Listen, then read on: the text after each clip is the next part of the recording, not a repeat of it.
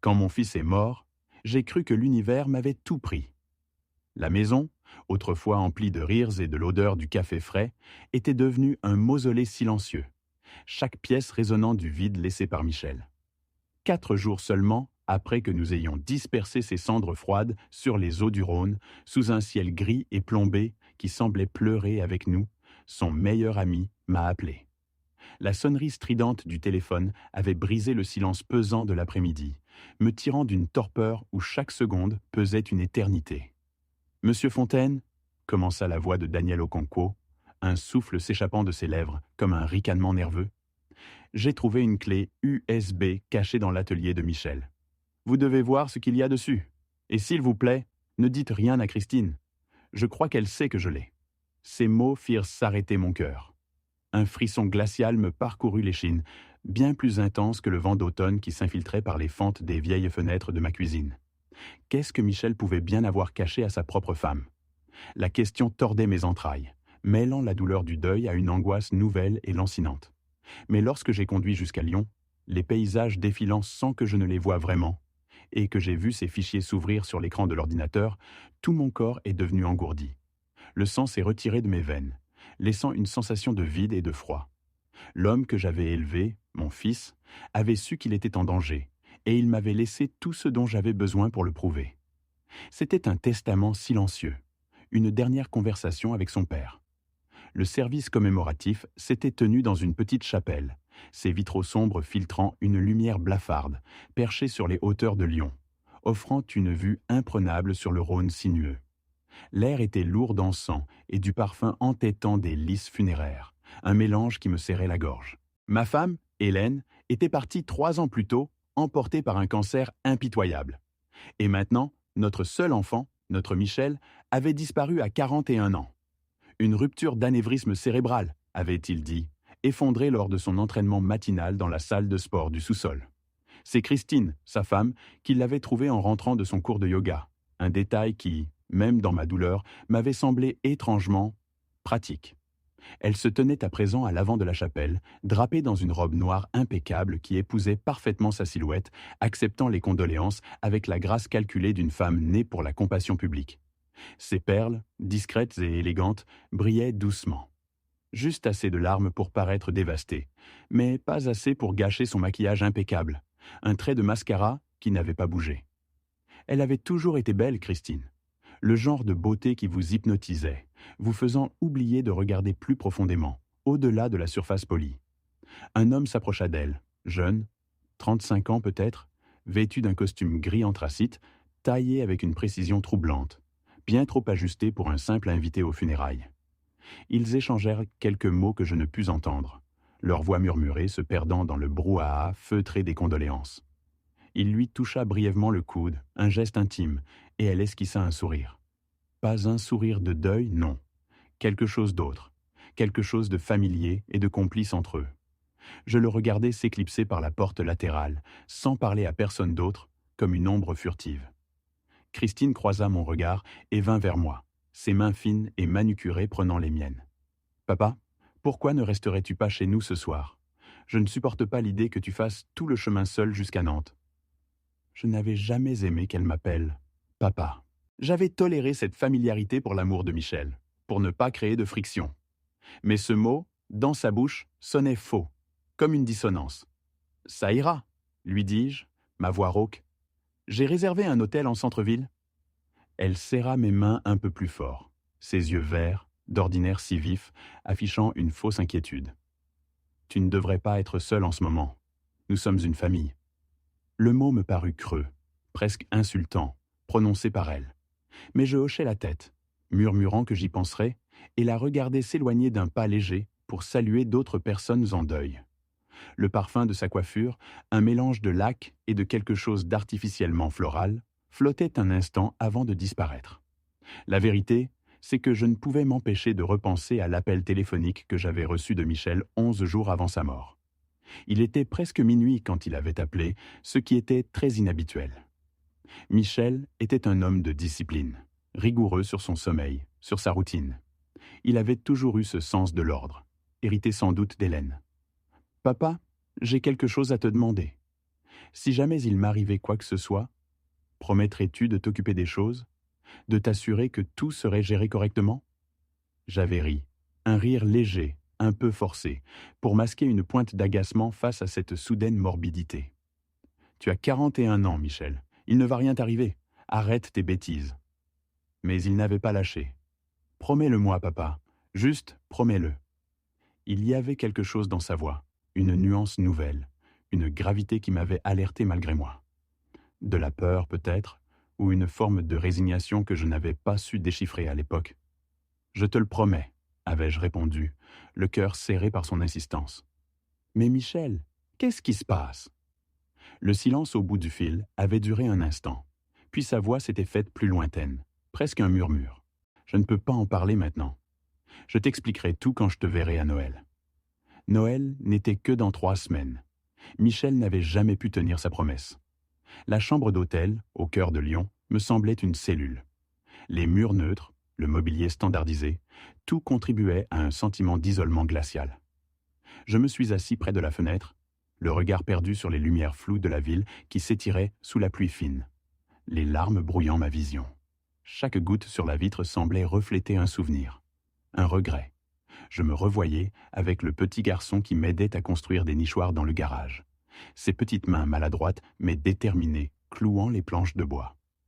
Le garçon qui appelait chaque dimanche soir sans faute pour raconter sa semaine, ses joies, ses petits tracas. Le garçon qui, devenu homme, avait eu peur de quelque chose et ne m'avait pas dit quoi. Cette ignorance me rongeait plus que tout. Mon téléphone vibra, me tirant de ma torpeur. Un SMS d'un numéro que je ne reconnaissais pas. Monsieur Fontaine, c'est Daniel Okonko, l'ami de Michel de l'université. J'étais son associé dans l'entreprise. Je dois vous parler d'urgence. Pouvez-vous me rencontrer demain matin? S'il vous plaît, ne mentionnez rien à Christine. Daniel. Le nom me revint à l'esprit. Michel l'avait mentionné à plusieurs reprises, toujours avec un respect sincère. Ils avaient fondé ensemble une société de conseil en ingénierie 5 ans auparavant, spécialisée dans les évaluations environnementales pour les opérations minières. Michel avait toujours eu des mots élogieux pour Daniel, le décrivant comme un esprit brillant et un collaborateur fiable. Mon cœur, qui s'était alourdi de chagrin, sentit une légère pulsation d'espoir, mêlée à une prudence naissante. L'insistance de Daniel à ne pas impliquer Christine ravivait la petite flamme de suspicion que j'avais sentie à la chapelle. Je lui ai répondu par SMS, lui demandant le lieu et l'heure. Nous nous sommes rencontrés le lendemain matin dans un café discret des Brotteaux, un quartier que Christine, avec ses goûts plus sophistiqués, n'aurait jamais fréquenté. L'établissement était niché dans une petite rue pavée, son enseigne en fer forgé à peine visible. L'odeur du café fraîchement moulu et des croissants chauds emplissant l'air, essayant en vain de dissiper la tension qui planait entre nous. Daniel était un homme grand, aux yeux doux, qui semblait porter une lassitude certaine, et des mains qui ne cessaient de bouger, ajustant constamment sa tasse de café fumant, sa serviette en papier, son téléphone posé à côté. Il y avait une agitation nerveuse chez lui, comme s'il portait un lourd secret. « Merci d'être venu, monsieur Fontaine. » Sa voix était basse, presque un murmure. « Appelez-moi Robert. » Il hocha la tête, mais ne prononça pas mon prénom, comme s'il voulait maintenir une certaine distance respectueuse, ou peut-être éviter d'attirer l'attention. « J'ai trouvé quelque chose il y a 3 jours. » commença-t-il, sa voix se faisant plus grave. « Michel m'avait donné une clé de son atelier l'année dernière. Il disait que je pouvais utiliser ses outils quand j'en aurais besoin. Après le service, j'y suis allé pour, je ne sais pas, me sentir proche de lui, je suppose. » Son regard s'est perdu un instant dans le vide, puis il a sorti une petite clé USB de sa poche intérieure. Le métal froid semblait irradier une énergie sombre. Ceci était caché à l'intérieur d'un livre évidé sur son étagère. Il marqua une pause, et je sentis un frisson remonter ma colonne vertébrale. Ne tirez pas sur l'oiseau moqueur, son livre préféré. Mon cœur rata un battement. Michel avait lu ce livre des dizaines de fois, l'avait annoté, en avait parlé avec une passion juvénile même adulte. L'idée qu'il ait choisi cet endroit pour son secret me tordait les entrailles. « Qu'y a-t-il dessus ?» demandai-je, ma voix à peine audible, craignant déjà la réponse. Le visage de Daniel s'assombrit, ses yeux se posant sur moi avec une intensité douloureuse. « Tout. Relevé bancaire, email, photographie. Enregistrement. Michel a tout documenté. Chaque étape. Il ouvrit son ordinateur portable, un modèle fin et moderne, et inséra la clé USB. Dossier après dossier apparut sur l'écran, une cascade de noms et de dates. À mesure qu'il cliquait, mes mains commencèrent à trembler, une froideur insidieuse se répandant dans mes membres. La trahison se déroulait sous mes yeux, chiffrée, implacable. Christine avait systématiquement vidé leur compte joint pendant 18 mois.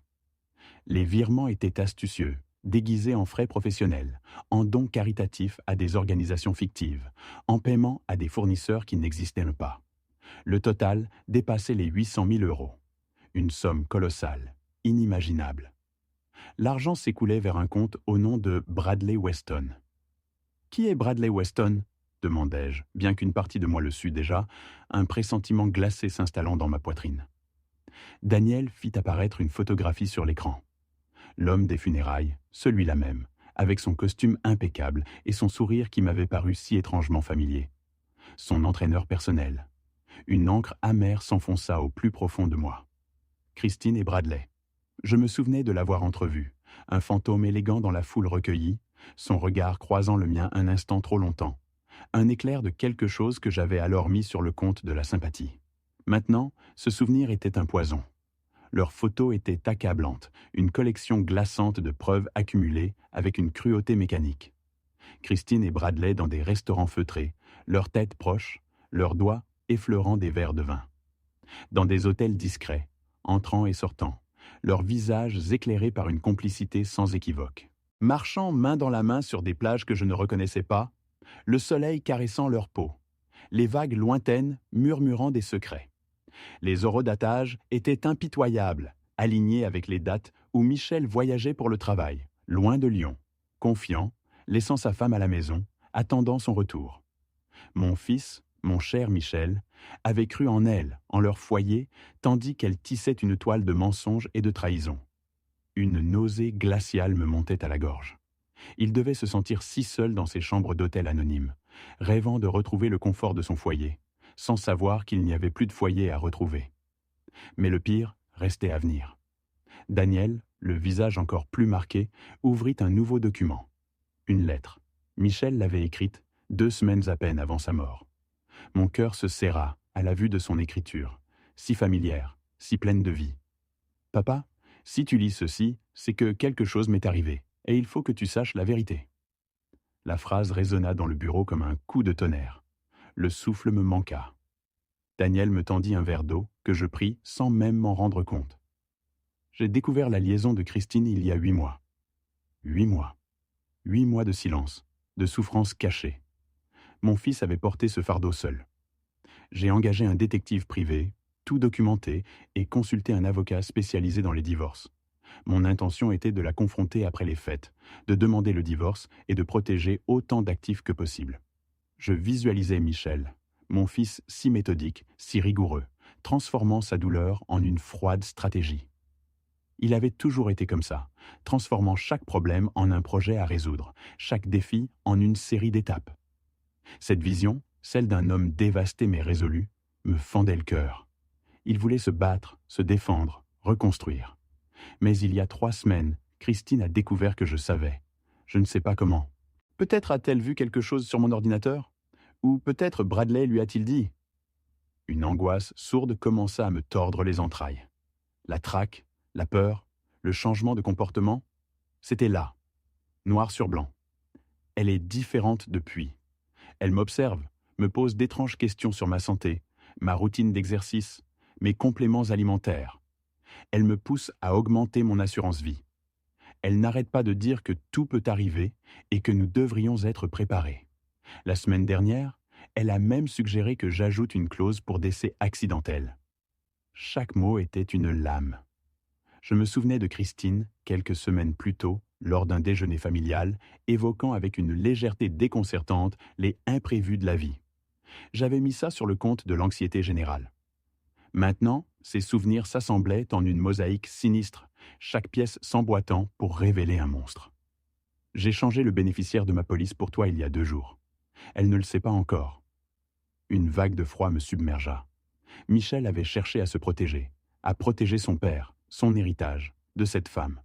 Son instinct de survie, son amour filial, même sous la pression de la peur.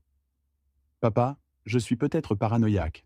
J'espère l'être, mais si quelque chose m'arrive qui semble naturel ou accidentel, s'il te plaît, ne l'accepte pas tel quel. S'il te plaît, regarde plus attentivement. Tu as passé 30 ans à enquêter pour la Gendarmerie royale du Canada. Tu sais comment trouver la vérité? Je t'aime. Je suis désolé de ne pas te l'avoir dit plus tôt. J'avais honte. Je pensais pouvoir gérer ça tout seul. Ton fils, Michel? Je relus la lettre. 1, 2, 3, puis 4 fois, chaque mot s'incrustant dans ma mémoire avec une douleur nouvelle. Mon garçon. Mon fort, capable, fier garçon avait eu peur pour sa vie et ne m'en avait parlé que lorsqu'il était trop tard.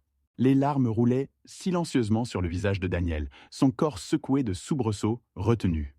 Moi, je ne pouvais plus pleurer. La douleur était trop profonde, trop glacée. J'aurais dû remarquer quelque chose. Il avait semblé stressé ces derniers mois. Oui, mais j'avais cru que c'était la pression du travail, les exigences de son entreprise en pleine croissance. Jamais je n'aurais imaginé ça. Mon esprit revint sur les conversations avec Michel, les appels où sa voix sonnait parfois tendue, les rares visites où son sourire ne montait pas jusqu'à ses yeux. J'avais été aveugle, complaisant. Je regardais la date de la lettre de Michel. 28 novembre. Il était mort le 9 décembre. 12 jours. 12 jours entre la peur et la mort. Le temps s'était étiré et contracté simultanément, une éternité de silence et un instant fatal. Cet après-midi-là, le soleil de fin d'automne perçait difficilement la brume lyonnaise, jetant des reflets gris sur les façades haussmanniennes. Je conduisis jusqu'au siège de la police de Lyon, la clé USB et tous les documents que Daniel m'avait remis serrés dans ma main comme une amulette. Les couloirs étaient froids. L'odeur de cire et de café rance emplissait l'air. On me dirigea vers la détective Sarah Chen, une femme d'une 50aine d'années, aux yeux vifs et à la patience manifeste, du moins en apparence. Elle m'invita à m'asseoir dans un bureau spartiate, l'écran de son ordinateur affichant un dossier ouvert. Elle m'écouta attentivement, sans m'interrompre, tandis que je déballais toute l'histoire, ma voix tremblante d'une colère contenue et d'une douleur lancinante. Je lui montrai les photos, les relevés bancaires, la lettre de Michel. « Monsieur Fontaine », dit-elle avec prudence lorsque j'eus terminé, sa voix posée, contrastant avec l'ouragan qui faisait rage en moi. « Je comprends vos préoccupations, mais le décès de votre fils a été examiné de manière approfondie. Le médecin légiste n'a trouvé aucun signe de traumatisme, aucune indication d'acte criminel. Les anévrismes cérébraux peuvent survenir soudainement, même chez des individus en parfaite santé. » Je la fixai, ma mâchoire serrée. Mon fils était en parfaite santé, inspectrice. Il courait des marathons, avait passé un bilan de santé complet il y a 6 mois avec des résultats impeccables. Aucune histoire familiale d'anévrisme, ni du côté de sa mère, ni du mien. Elle hocha la tête, un pli d'empathie sur son front. Cela arrive parfois, monsieur Fontaine. Ces choses peuvent se développer sans aucun signe avant-coureur. Inspectrice Chen, insistai-je, ma voix gagnant en intensité, mon fils a écrit une lettre disant qu'il craignait pour sa vie. Sa femme le volait, avait une liaison et le poussait à augmenter sa couverture d'assurance. Il est mort 12 jours après avoir écrit cette lettre. Vous ne voyez pas de lien?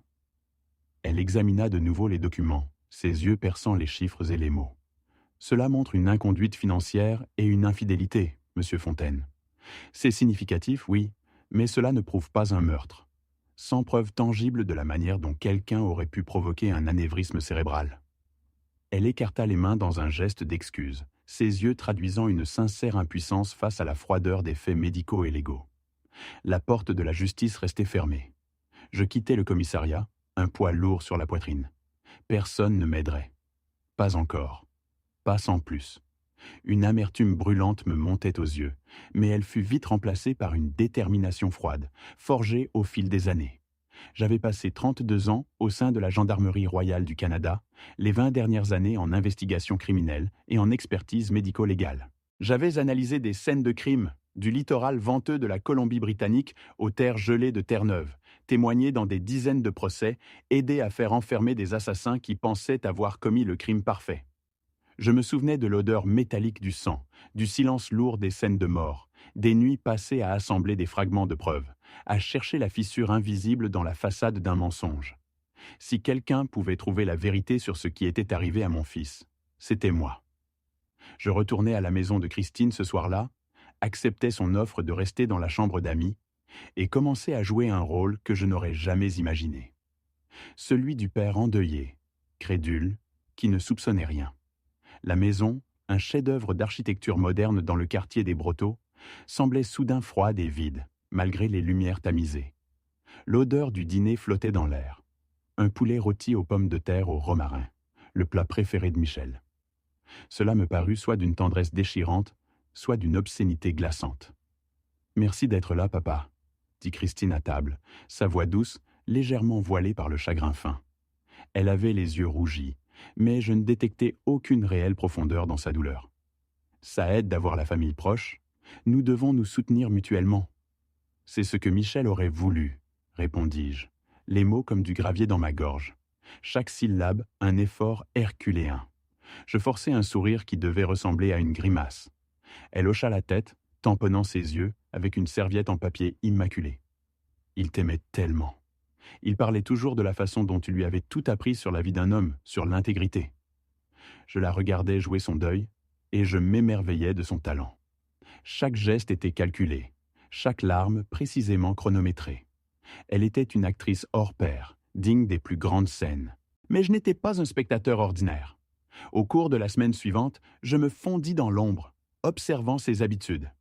Elle quittait la maison tous les lundis, mercredis et vendredis après-midi, prétextant des visites à des amis ou des séances de thérapie de deuil. Le mercredi suivant, je la suivis. Le ciel était bas, menaçant de pluie. J'avais garé ma voiture à distance, une discrète berline de location, et la suivais avec une prudence exercée, me souvenant de mes années de surveillance. Elle conduisit jusqu'à un complexe de condominiums modernes, aux lignes épurées et aux balcons vitrés, dans un quartier résidentiel chic de Lyon. Elle entra dans l'unité 412. À travers la grande baie vitrée du salon, je pouvais la voir. Elle était dans les bras de Bradley Weston, leurs corps pressés l'un contre l'autre, dans une étreinte qui n'avait rien d'une simple consolation. Il n'était même plus prudent. Mon cœur était une pierre froide dans ma poitrine. Je photographiais tout, le zoom de mon appareil capturant chaque détail, chaque preuve irréfutable de leur liaison éhontée. L'image de Michel, seul, souffrant, me revint. C'était pour lui que je faisais ça, pour lui que je poursuivrais, inlassablement, la vérité. Plaque d'immatriculation, horodatage précis, ces moments d'intimité volés à travers des stores entr'ouverts, avec une désinvolture criminelle. Les preuves s'accumulaient méthodiquement, comme les pièces d'un puzzle macabre.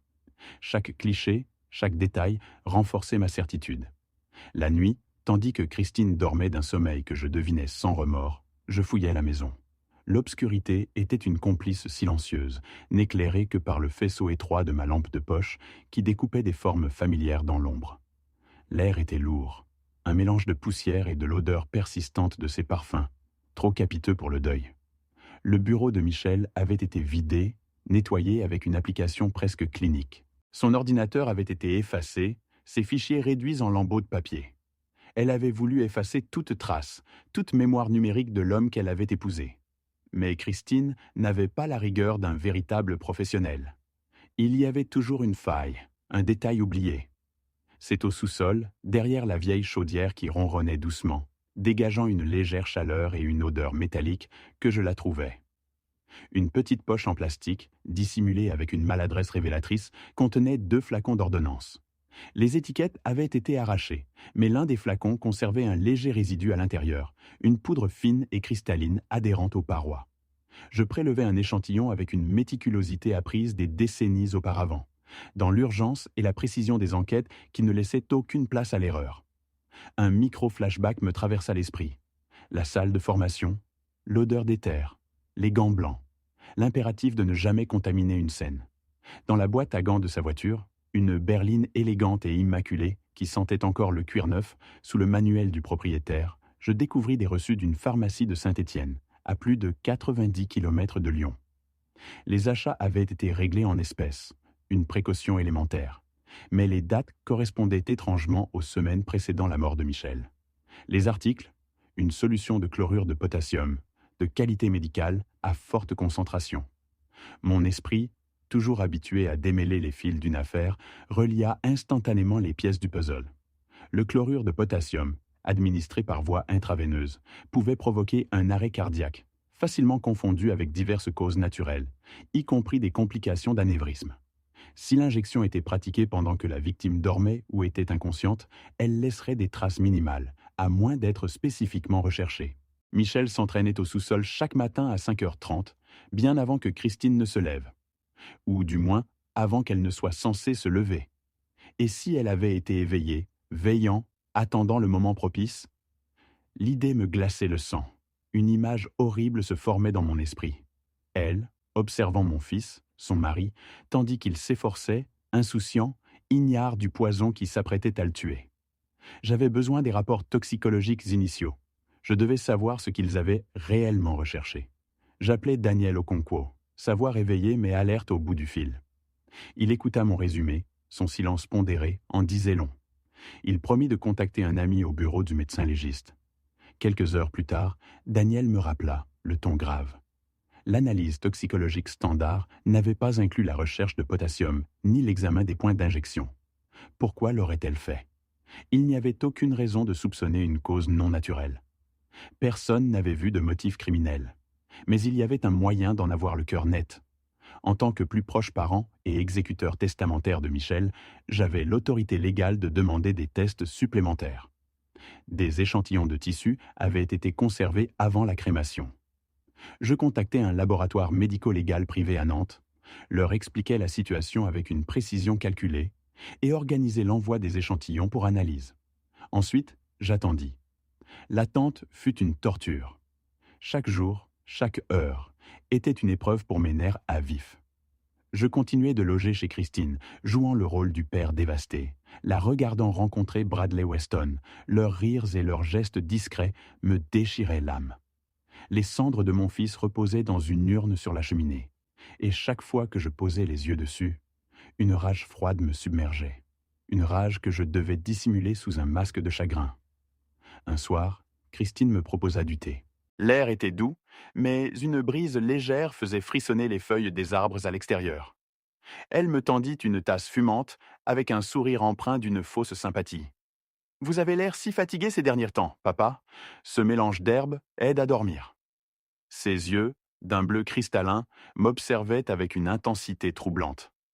L'atmosphère de la pièce était étrangement sereine, presque guindée, un contraste saisissant avec la tempête qui faisait rage en moi. Je la remerciai, portai la tasse à mes lèvres et feignis de boire, sentant son regard peser sur moi. Quand elle tourna le dos un instant, pour se resservir peut-être, je vidai discrètement le contenu dans une plante en pot près de la fenêtre. La plante était morte au matin, ses feuilles recroquevillées et jaunies. Une preuve de plus, silencieuse et végétale, de la toxicité de Christine. Les résultats du laboratoire arrivèrent 3 semaines après la soumission des échantillons. Le rapport confirmait des niveaux élevés de chlorure de potassium, absolument incompatibles avec une occurrence naturelle, ainsi que des preuves microscopiques d'un site d'injection dans les tissus près du bras gauche de Michel. Mon fils avait été assassiné, empoisonné dans sa propre maison par la femme qui avait juré de l'aimer et de le protéger. Je m'assis dans ma chambre d'hôtel, la lumière tamisée de la lampe de chevet éclairant le document fatal. Je pleurais, pas seulement de chagrin, mais de la certitude glaciale de ce que Michel avait enduré. La peur de ces dernières semaines, la trahison d'une personne en qui il avait placé toute sa confiance, toute sa vie. La douleur était si intense qu'elle me coupait le souffle, une souffrance à la fois physique et émotionnelle. Je contactai le détective Chen immédiatement. Cette fois, je n'apportais pas seulement des doutes, mais une montagne de preuves. Les relevés bancaires, les photographies, les reçus de la pharmacie, le résidu du sous-sol, la lettre de Michel et surtout les résultats toxicologiques prouvant l'injection. Le détective Chen lut chaque document avec une intensité croissante, son visage impassible trahissant à peine la gravité de ses pensées. Quand elle arriva au rapport du laboratoire, ses yeux levèrent vers moi. Injection de chlorure de potassium. C'est définitif. Oui, répondis-je, ma voix rauque. Elle referma le dossier avec un claquement sec qui résonna dans le silence du bureau. Monsieur Fontaine, je rouvre cette enquête pour homicide. Tout ce que vous avez rassemblé sera versé au dossier comme preuve. Je dois vous demander de maintenir votre couverture pendant que nous montons un dossier en béton. Combien de temps? Quelques semaines. Nous devons coordonner avec le procureur, obtenir des mandats. Votre fils mérite que justice soit rendue dans les règles. » J'acquiesçais, bien que chaque fibre de mon être hurlait pour une action immédiate. Je voulais confronter Christine, voir son visage lorsqu'elle comprendrait que la vérité l'avait rattrapée. Mais j'avais appris la patience en 32 ans de carrière dans la police. Une patience durement acquise, forgée dans le feu de l'attente et de la stratégie. Je pouvais attendre encore un peu. 2 semaines plus tard, je retournais chez Christine pour ce qu'elle croyait être une discussion sur l'héritage de Michel. Le véritable objectif était de la maintenir occupée, loin de tout soupçon, pendant que la police exécutait des mandats de perquisition à son domicile, au condominium de Bradley Weston et à la pharmacie de Saint-Étienne. Christine servit du vin et du fromage, bavardant de ses projets de vendre la maison, peut-être de déménager dans un endroit plus chaud. Michel a toujours voulu voyager, dit-elle d'un air songeur, un sourire triste sur les lèvres. Je crois que je vais honorer sa mémoire en allant enfin voir le monde. Sur son argent, avec son meurtrier. L'ironie de la situation était une lame froide dans ma poitrine. Mon téléphone vibra discrètement. Un SMS du détective Chen. Mandat exécuté. Reste de chlorure de potassium trouvé caché dans le condo de Weston, ainsi que des emails discutant du plan. Les 2 sujets sont en cours d'arrestation. Une vague de soulagement et de satisfaction, âpre mais profonde, me submergea. Le téléphone de Christine sonna presque au même moment. Elle y jeta un coup d'œil, fronça les sourcils, puis s'excusa, se levant pour prendre l'appel dans la pièce voisine. J'entendis sa voix monter. D'abord interrogative, puis de plus en plus aiguë. Un cri étouffé, puis un déni furieux. La fin était proche. « Qu'est-ce que tu racontes? Ils sont chez Bradley. Qu'est-ce qu'ils cherchent ?» Sa voix, d'abord un murmure incrédule, monta d'un cran, empreinte d'une panique naissante. Elle revint dans le salon, le pas chancelant. Son visage d'habitude si lisse et contrôlé était désormais livide. Le masque de la veuve éplorée et sereine s'était enfin brisé en 1000 éclats. Ses yeux, habituellement froids et calculateurs, étaient écarquillés, trahissant une terreur palpable. « Papa, il faut que... quelque chose est arrivé. Pouvons-nous continuer cette discussion une autre fois ?» Je me levai lentement, savourant chaque seconde de sa détresse, tout en affichant un air de fausse sollicitude. « Bien sûr, Christine, tout va bien ?» Ma voix était douce, presque paternelle, un contraste glaçant avec la tempête qui faisait rage en elle. « Oui, c'est juste des problèmes de paperasse, » répondit-elle, un rire nerveux et cassé lui échappant. Elle me poussa littéralement vers la porte d'entrée, ses mains tremblantes pressant mon dos. L'odeur du vin et du fromage, si agréable quelques instants plus tôt, s'était transformée en une puanteur de mensonge et de désespoir. Dehors, l'air frais de l'après-midi d'automne me frappa le visage, mais je ne sentais que l'amertume de la victoire. Alors que je me dirigeais vers ma voiture, une vieille Peugeot 406 grise, 2 véhicules de police banalisés, des berlines sombres et discrètes, déboulèrent dans l'allée, leurs pneus crissant légèrement sur les graviers. Le détective Chen, dont le regard croisa le mien avec une satisfaction contenue, émergea de l'un d'eux, sa silhouette imposante se découpant sur le fond verdoyant du jardin. Son pas était ferme, déterminé. « Christine Fontaine, vous êtes en état d'arrestation pour le meurtre de Michel Fontaine. Vous avez le droit à un avocat et de consulter un conseiller juridique. » Je les regardais menotter Christine sur l'allée de cette maison que mon fils avait achetée, meublée avec tant de goût et où il avait trouvé la mort. Une maison pleine de souvenirs, de rires qui n'éteignaient plus, de projets brisés. La sienne, maintenant souillée par un crime impardonnable. Elle tenta de se débattre un instant, puis se figea, ses poignets enserrés par l'acier froid des menottes. Alors qu'il la conduisait vers la voiture de police, son regard se posa sur moi. Et enfin, son visage révéla quelque chose de réel, d'authentique. Une fureur noire, une haine viscérale. Mais surtout, la compréhension glaciale qu'elle avait été prise au piège par le beau-père qu'elle avait toujours méprisé, rejeté comme un vieil homme inoffensif et sans importance. C'était une victoire amère, le goût du triomphe mêlé à la douleur persistante de la perte. Bradley Weston fut arrêté simultanément à son condominium, dans le quartier des Brotteaux, alors qu'il tentait frénétiquement de détruire des preuves. Les policiers l'avaient trouvé, les mains tremblantes, devant son ordinateur, des fichiers de son disque dur en cours de suppression. Un examen approfondi de son ordinateur révéla des mois de communication échangée avec Christine, planifiant la mort de Michel dans les moindres détails. Chaque message, chaque pièce jointe était une preuve de leur machination diabolique. Ils avaient méticuleusement recherché des poisons indétectables, débattu des méthodes, calculé au centime près le montant exact de l'argent de l'assurance qu'ils allaient empocher. Leur conversation était d'une froideur clinique, dénuée de toute humanité, comme s'ils discutaient d'un projet d'affaires plutôt que de l'assassinat d'un homme.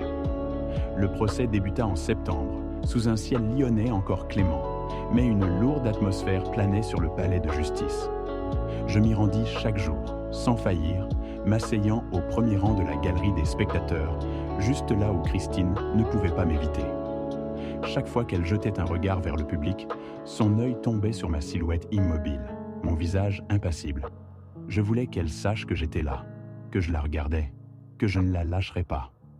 Le procureur, un homme méthodique et posé, construisit son dossier avec une précision chirurgicale, pièce par pièce, comme un puzzle macabre. Il présenta les images de surveillance de la pharmacie de Saint-Étienne, montrant Christine achetant du chlorure de potassium. Le visage dissimulé sous un foulard et de grandes lunettes de soleil, une tentative de déguisement qui n'était pas tout à fait assez bonne pour masquer ses traits distinctifs, sa démarche. Puis vinrent les courriels entre elle et Bradley, des échanges glaçants discutant du calendrier de leur plan et du paquet, le poison. L'expertise médico-légale prouva l'injection, les minuscules marques laissées sur le corps de mon fils, invisibles à l'œil nu, mais révélatrices sous le microscope. La lecture de la lettre de Michel par le procureur eut un effet dévastateur. Sa voix grave résonna dans le silence oppressant de la salle d'audience, donnant vie aux mots de mon fils, à ses espoirs, à ses craintes. Michel y parlait de son amour pour Christine, de ses projets pour l'avenir, de sa confiance aveugle. Plusieurs jurés essuyèrent discrètement leurs yeux rougis. L'une d'elles, visiblement bouleversée, dut demander une suspension d'audience pour se ressaisir, le poids des mots et de la trahison étant trop lourd à porter. Je sentis une larme solitaire couler sur ma propre joue, une larme de tristesse pour Michel, mais aussi de rage impuissante face à la cruauté de Christine.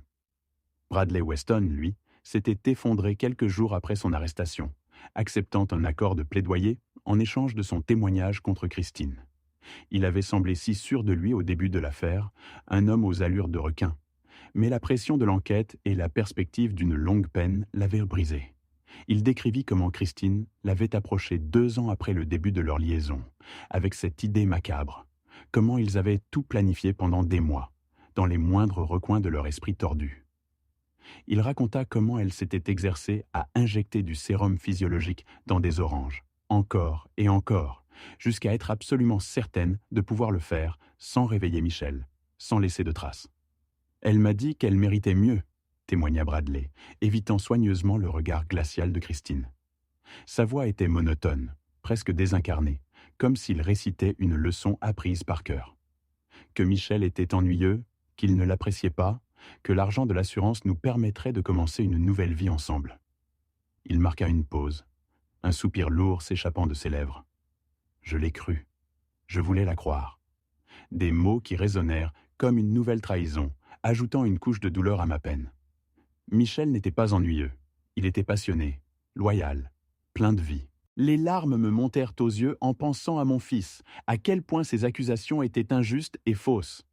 L'avocat de la défense de Christine tenta désespérément de peindre Bradley comme le cerveau de l'opération, dépeignant Christine comme une femme abusée, manipulée par un amant dominateur et pervers. Mais les preuves étaient accablantes, inébranlables. Le chlorure de potassium avait été retrouvé en sa possession. Un petit flacon soigneusement dissimulé sous les planches du parquet de sa chambre à coucher. Les images de la pharmacie montraient clairement son visage, malgré l'effort de dissimulation. Les courriels provenaient de ses propres appareils, son téléphone portable et son ordinateur personnel, laissant peu de place au doute. Une ancienne collègue de Michel témoigna avoir vu des ecchymoses sur Christine et en avoir conclu que Michel était l'agresseur.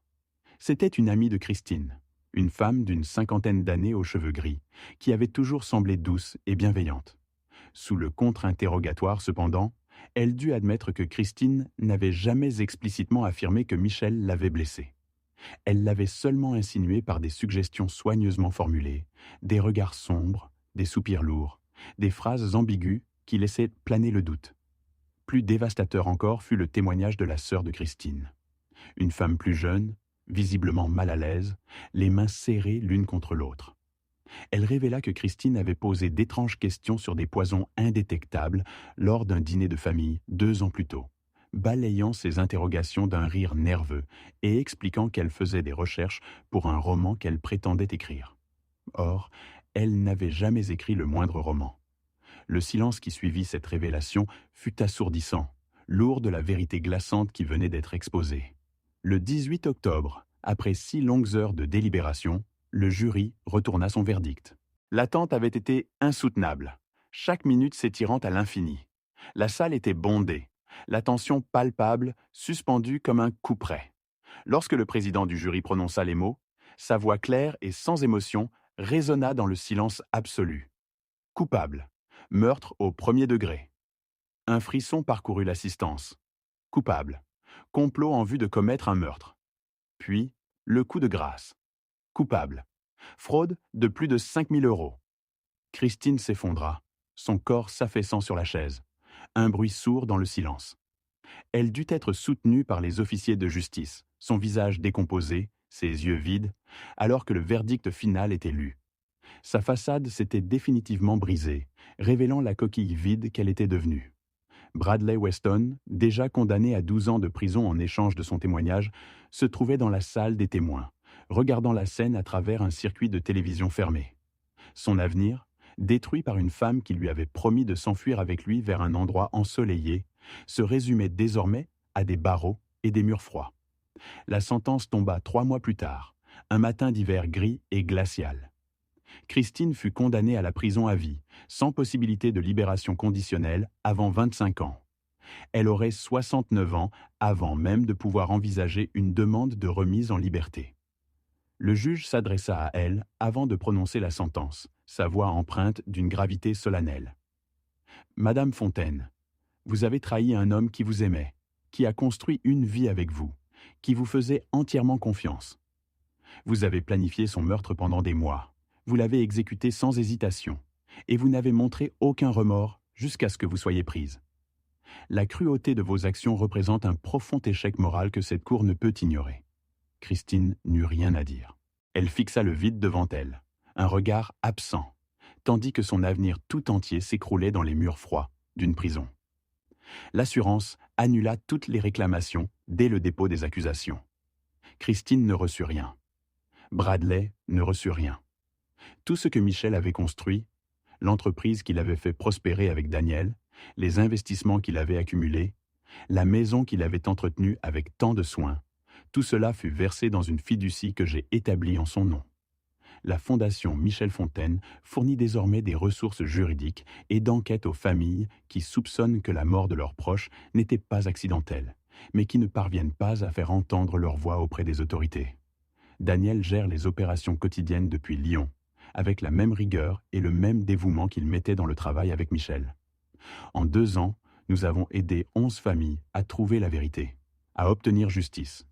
C'est un travail difficile, souvent douloureux, mais c'est le seul moyen que j'ai trouvé pour honorer la mémoire de mon fils, pour que sa mort ne soit pas vaine. Chaque famille aidée est un petit pas vers une forme de paix, une étincelle d'espoir dans l'obscurité de la douleur. 8 de ces affaires ont mené à la réouverture d'enquêtes classées, des dossiers poussiéreux que personne ne voulait plus toucher. Et, plus significatif encore, 5 d'entre elles ont abouti à des arrestations, arrachant des coupables à l'ombre de leur impunité. Après le procès, l'épuisement m'a ramené à Nantes, dans cette maison qui résonnait encore de nos souvenirs, Hélène et moi. C'était là, entre ces murs imprégnés de rires et de larmes, que Michel avait fait ses premiers pas maladroits, agrippés à nos doigts, et prononcé ses premiers mots, des syllabes hésitantes qui avaient rempli nos cœurs de fierté. Chaque recoin, chaque fissure dans le plâtre, racontait une histoire de sa croissance, de l'enfant curieux à l'homme que j'étais si fier d'appeler mon fils. Sa chambre d'enfant, je l'ai laissée exactement telle qu'il l'avait quittée le jour où il est parti pour l'université, un sanctuaire figé dans le temps.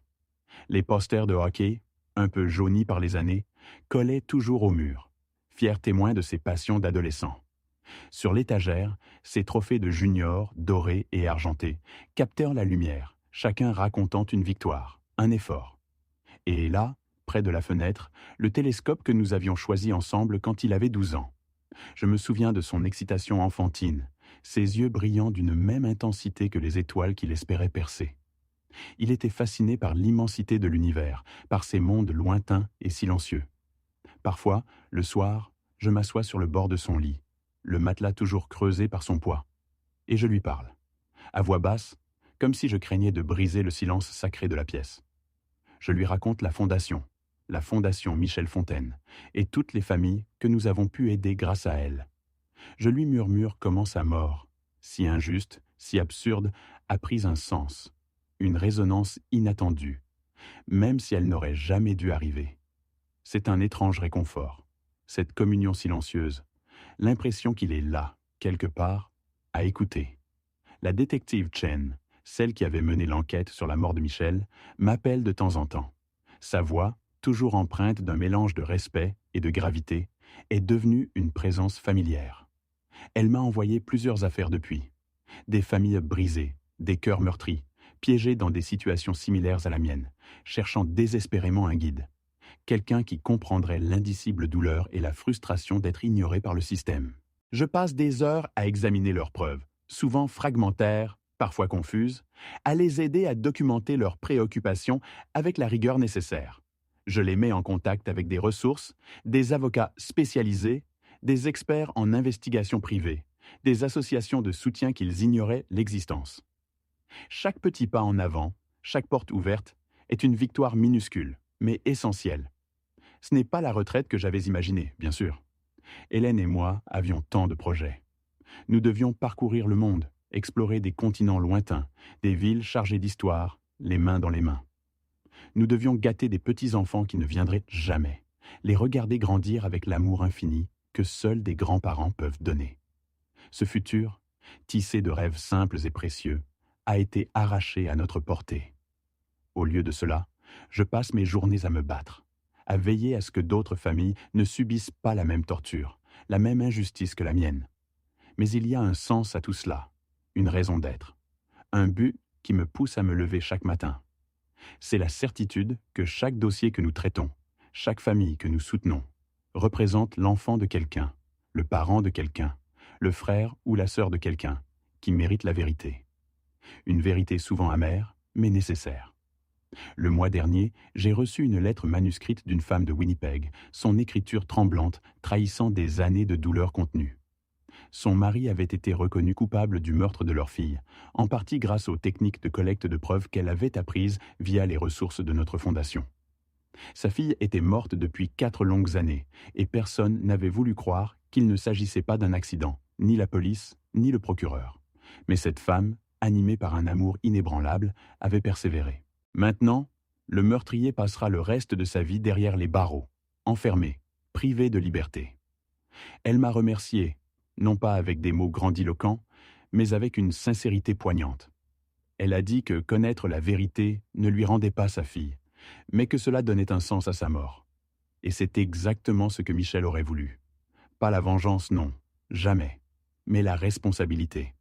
Pas la colère aveugle, mais une justice froide et implacable. L'assurance que d'autres seraient protégés, que les schémas récurrents de violence seraient enfin reconnus et brisés, que les assassins, ceux qui croyaient avoir échappé à la justice, finiraient par affronter les conséquences qu'ils méritaient. Ce soir, je suis assis sur ma terrasse arrière, le bois frais sous mes mains, le regard perdu dans le lent coucher de soleil sur l'océan. L'air marin, salé et vif, caresse mon visage. Les lointaines côtes, à peine perceptibles à l'horizon, se teintent de violet et d'or dans la lumière déclinante, comme une promesse éphémère. Le ciel s'embrase, un spectacle majestueux et solitaire. Hélène adorait cette vue. Elle disait que c'était ici qu'elle se sentait le plus proche de l'infini. C'est aussi sur cette même terrasse, sous un ciel constellé d'étoiles qui semblait promettre une vie entière de bonheur, que Michel avait fait sa demande en mariage à Christine. Un souvenir doux, amer, désormais empoisonné par la trahison. Le chagrin, lui, ne me quitte jamais. Il est toujours là, une présence lancinante, un poids constant dans ma poitrine. Un vide béant, une cavité creuse, là où mon fils, Michel, se tenait. Là où ses appels téléphoniques, réguliers et chaleureux, ses visites impromptues, et ses blagues parfois si nulles, mais toujours si pleines de vie, remplissaient mes journées d'une joie simple et pure. Chaque silence est un rappel de son absence. Mais à côté de ce chagrin indélébile, il y a désormais autre chose. Pas la paix, non, pas tout à fait. Pas une satisfaction exubérante. Plutôt quelque chose de plus calme, de plus profond. Quelque chose que j'ai gagné à la sueur de mes efforts, au prix de mes nuits blanches. La justice rendue, la vérité mise au jour, la promesse d'un père, tenue jusqu'au bout. Christine passera des décennies derrière les barreaux, vieillissant seule dans l'austérité d'une cellule, rongée par le remords, ou peut-être seulement par la rage d'avoir été prise. Elle saura que le beau-père qu'elle avait si facilement écarté, qu'elle avait jugé inoffensif et aveuglé par le chagrin, a été celui qui a démêlé son tissu de mensonges et l'a démasqué. Une pensée qui, je l'espère, lui sera un tourment constant. Bradley, quant à lui, sortira de prison vers la fin de sa quarantaine. Ruiné, brisé, son corps marqué par l'épreuve et son esprit par les regrets. Sa jeunesse envolée, ses rêves anéantis par ses propres choix, par sa cupidité. Il n'aura plus rien, sauf le poids de sa culpabilité. Ni l'un ni l'autre ne profitera jamais de ce qu'ils ont fait à mon fils. L'argent pour lequel ils ont comploté et tué a été réorienté, non pas vers leur avarice, mais vers l'aide à d'autres. L'héritage de Michel n'est pas une richesse matérielle, mais des familles sauvées, des crimes exposés, des vérités enfin révélées. Cela a une importance capitale. Cela ne comble pas le vide abyssal en moi, mais cela donne un sens, une résonance à sa vie et à sa mort. Michel, mon fils, où que tu sois, j'espère que tu sais. J'espère que tu comprends. J'espère que tu sais que j'ai tenu ma promesse, celle que je t'ai faite dans le silence de ton cercueil. J'espère que tu sais que tout ce que tu craignais de voir enfoui, étouffé, a été mis en pleine lumière, exposé au grand jour. J'espère que tu sais que ton père t'aimait suffisamment pour consacrer chaque ressource, chaque once d'énergie, chaque compétence acquise au fil des ans, chaque jour restant de sa vie, à faire en sorte que ta mort ait un sens. C'est ce que font les pères. Nous protégeons nos enfants, même lorsque nous avons échoué à les protéger de leur vivant. Nous portons leur mémoire en nous comme un flambeau sacré. Nous nous assurons que leurs vies n'ont pas été vaines, qu'elles ont laissé une empreinte indélébile. Et la tienne, mon fils, la tienne a compté, plus que je ne pourrai jamais l'exprimer avec des mots. Chaque mois, la Fondation vient en aide à une nouvelle famille, une âme en détresse. Chacune de ces actions est une victoire, une petite rédemption, une étincelle d'espoir. C'est la continuation du travail que Michel avait commencé, avec tant de courage et de prévoyance, lorsqu'il a méticuleusement documenté la trahison de Christine et qu'il m'a fait confiance pour découvrir la vérité.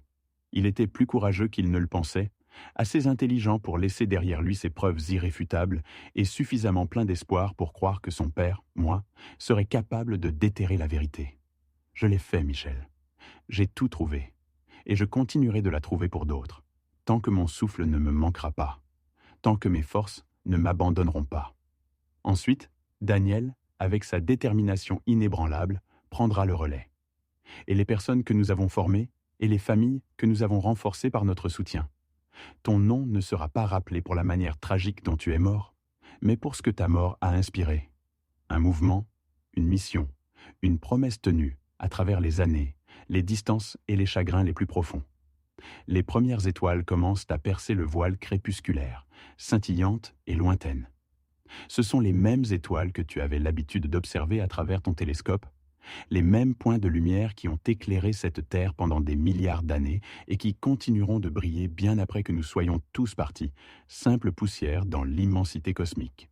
Mais tant que je serai là, tant que j'aurai un souffle de vie, un but à poursuivre et une promesse à honorer, je ferai en sorte que ta lumière ne s'éteigne jamais, qu'elle ne soit jamais oubliée. Dors bien, mon garçon. Ton père est toujours là. Il continue de se battre pour toi, pour nous, pour la justice. Le voile crépusculaire s'était désormais entièrement déchiré, laissant la place à l'obscurité veloutée de la nuit lyonnaise.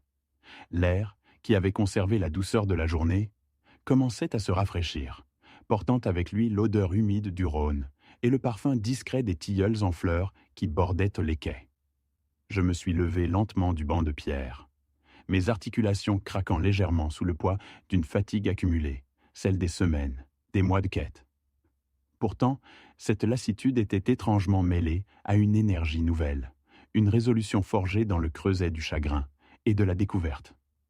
Mon regard s'est perdu un instant sur les lumières scintillantes au loin, celles des immeubles modernes des Brotteaux, celles des voitures traversant les ponts sur le Rhône, autant de points lumineux dans la vaste tapisserie de la ville endormie. Chacun de ces points, je le savais, abritait des vies, des secrets, des chagrins, des espoirs. Michel, ton histoire est désormais gravée, non seulement dans mon cœur, mais aussi dans les archives de la justice. Mais ce n'est qu'un début, mon garçon.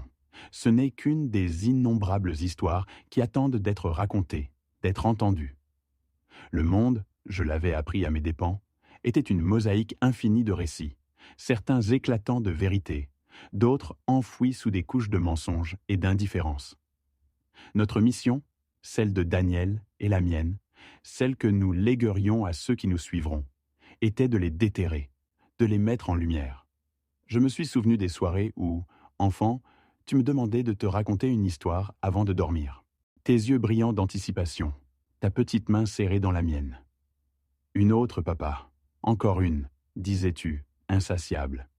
Tu n'aurais jamais imaginé que ta propre histoire serait la plus complexe, la plus déchirante, mais aussi la plus puissante de toutes. Et que ta mort, loin d'être un point final, serait en fait le prologue de bien d'autres récits à venir. Chaque jour apporte son lot de nouvelles énigmes, de voix silencieuses qui implorent d'être entendues.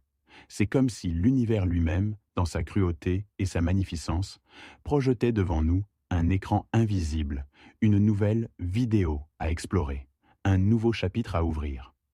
Il suffit de regarder attentivement, d'écouter au-delà du bruit, de chercher les indices, les murmures, les larmes non versées. Il suffit de tendre la main, d'être prêt à cliquer sur le bouton invisible de l'engagement, de la compassion, de la vérité. Et je serai là. Nous serons là, prêts à écouter, prêts à agir.